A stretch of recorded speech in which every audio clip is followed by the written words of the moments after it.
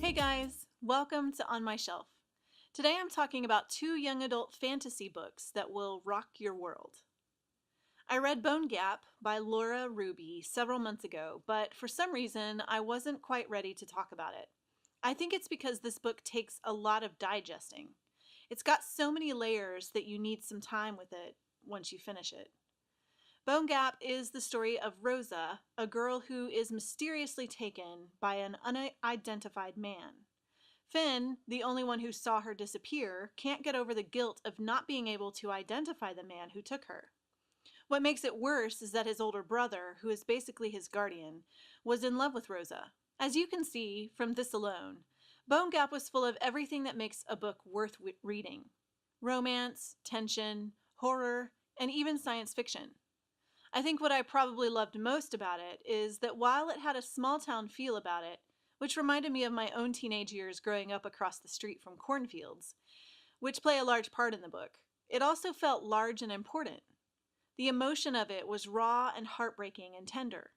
There's a lot of young adult fiction out there that is surface level fiction, but Ruby wove a story that was much deeper than the surface.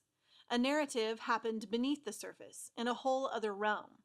In spite of the outward plot, it was a story about two brothers trying to find their way through the wreckage of a mother leaving them, and a girl coming to terms with the fact that she was beautiful, and another girl circling around to the final belief that being beautiful was okay.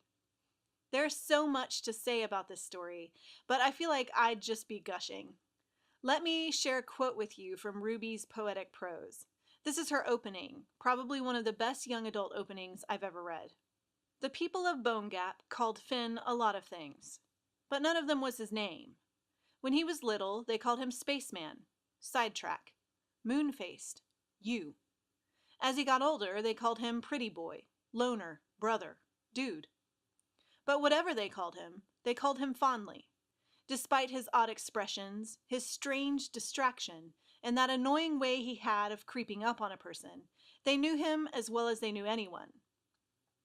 They knew him like they knew that old Charlie Valentine preferred his chickens to his great-grandchildren, and sometimes let them roost in the house. The chickens, not the children. The way they knew that the Cordero family had a ghost that liked to rifle through the fridge at night. The way they knew that Priscilla Willis, the beekeeper's homely daughter, had a sting worse than any bee. The way they knew that Bone Gap had gaps just wide enough for people to slip through, or slip away, leaving only their stories behind. I only just finished the second book, Six of Crows, by Leigh Bardugo. This is an amazing book. It's the story of six renegades in the city of Ketterdam who attempt a heist unlike anything the world has ever seen. It took me a while to get into this book because it's a fantasy book that has really intricate world building. There were lots of new characters and lots of vocabulary that it takes a while to get accustomed to. But once I did, I could not put this book down. It had the feel of a teenage Ocean's 11, set in a fictional world. I didn't expect to love it, but I did. And now I can't stop thinking about it. What I liked most about Six of Crows is that it was so incredibly complete. When you walked into the fantasy world, there were no questions left unanswered. Bardugo wove the world right around me. I could see it all. I could smell it. I could hear it.